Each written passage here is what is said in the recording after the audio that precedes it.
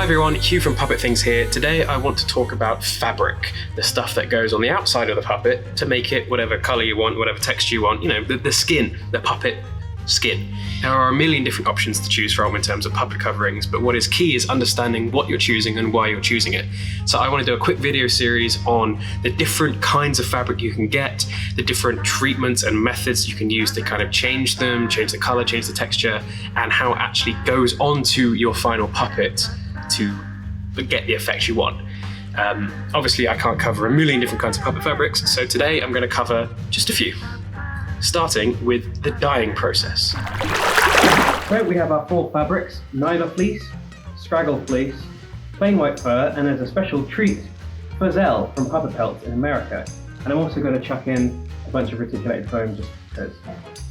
We have about 50 centimeters of each of the fabrics, or if you're American, 19 and 11/16 inches. We're going to get them really wet, we're going to dunk them all into that big pot of dye and see what colour they come out.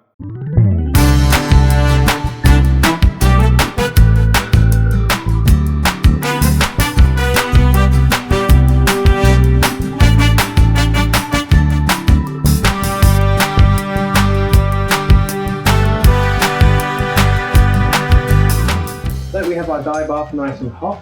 It's a combination of iodide poly and RIP synthetic dye, which should be a really deep, vibrant blue. 50 litre pan, so more than enough room for our fabrics to move around. My predictions: the nyla fleece is going to become a rich, deep blue. The straggle fleece is going to become a slightly less intense blue. The fuzzell apparently dyes better than nyla fleece, so it's going to become an even more intense blue. And the fur may not even change colour at all. The fur is crazy hard to dye, and even though we've got polyester dye in here, it might just become only the slightest, palest blue.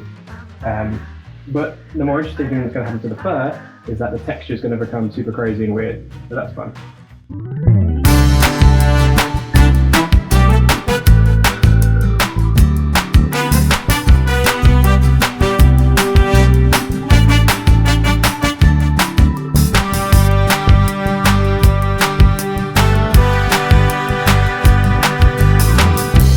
So the trick to dyeing is to make sure you keep everything moving. Now, I know that nyla fleece takes up dye really, really quickly, so probably we could take it out 5 minutes after we put it in. But to give everything a fair chance with the different kinds of fibres and the different kinds of materials, we are going to give everything about half an hour in this hot pot, just to give it the best chance of taking up as much dye as possible.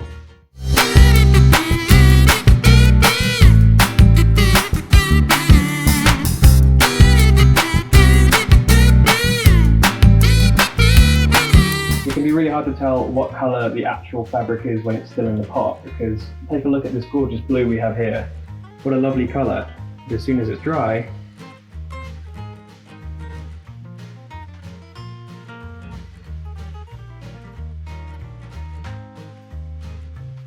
so our stew is done cooking, and we just have to move it to the sink to drain it. It's hot, it's heavy, and it's awkward. So in many ways, so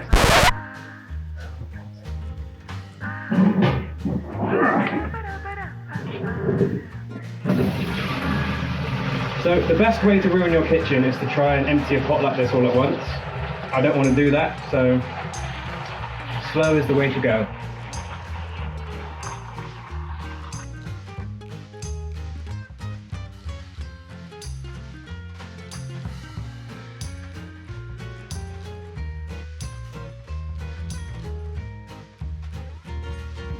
So we can already see a myriad of colours here, but the real test is once it's dry. So we're going to rinse this out, throw it in the washing machine, and then let it dry overnight and see what the colours are. So all our fabric is washed and dry. Now bear in mind, all 5 of these materials were in the same pot for the same amount of time at the same temperature with the same brand of dye. Yet as we have 5 different materials, we have 5 different colours. So let's start with the nyla fleece. This stuff came out as we expected. It's a rich blue, and it's taken the colour really nicely. It's nice and smooth all the way around. There's a little bit of pilling gone on, but that's something you can fix with a razor blade afterwards. That just happens because we put it in a dryer. If you didn't want that to happen, you could treat it a little bit more nicely in the pot and hang it out to dry, but I'm impatient, so. But this is kind of exactly how we expected the fabric to become. Very easy.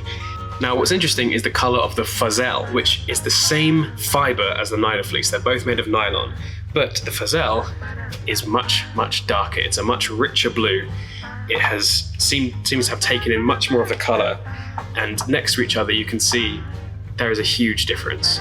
These are the same fibre for the same amount of time in the pot, but the way they've been treated, the kind of texture of them has affected how it's absorbed the dye, and the nylon fleece has taken in a lot more of the dye. On the flip side, the other kind of plastics in the materials, the polyester scraggle fleece and the, I think, acrylic fur, have taken on completely different amounts of the dye. The scraggle fleece is a very, very pale blue. It has taken in a much smaller amount. To dye polyester, you really have to keep it in the pot for a long time with a lot of dye to get a really vibrant colour. So this is it's almost taken in only the cyan tones of the dye, whereas the nylon fleece has taken in a couple of the deeper blue tones as well, and even more so on the fur, which is a very, very pale blue. Even a different kind of blue to the scraggle fleece. I think this fur is acrylic, but it might be polyester. Pretty sure it's acrylic. I'll have to burn it to find out. And it's crazy how different these two have come to the nylon fleeces. Now the foam has landed somewhere in the middle of everything. It is just kind of blue. Reticulated foam takes dye really interestingly because it's so absorbent. You'd have thought it'd suck in all of the water, but it doesn't really. And it feels plasticky, but actually you can dye it with normal dye that you use for cotton and other natural fibers. So it's a funny one. You could probably throw an onion in the water with some reticulated foam and it will take some of that color. Do it, try it out. But what's most interesting is the foam has a kind of blue, the nylon fleece has a kind of blue, and you can see the similarities between the kinds of blue. Like, this is just a darker version of this, but it's a completely different kind of blue to the foam, and the kind of greeny blue of the scraggle fleece and the very, very pale icy blue of the fur. It's not just differences in depth of color, it's differences in tone. There's a lot of different kinds of things going on in the chemical process of dyeing that really affects how the color comes out. Which is why I think the best lesson in how to dye something is just to try it. You can buy loads of different dyes, but until you put something into the water with it and see what color it comes out, you don't really know what's going to happen on your particular kind of thing. Well, maybe you do a bit. Blue is blue. You want blue, you got blue.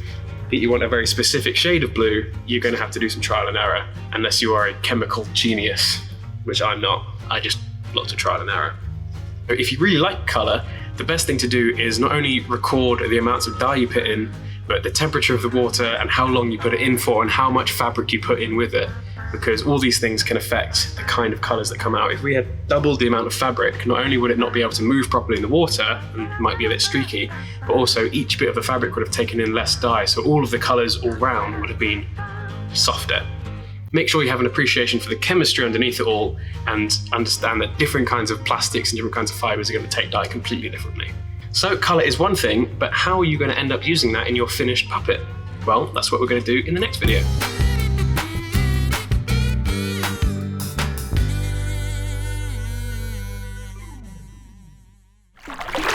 Also, pro tip, don't put your fabric in the same bag as fake fur because there are not enough lint rollers in the world to save you after you've done that.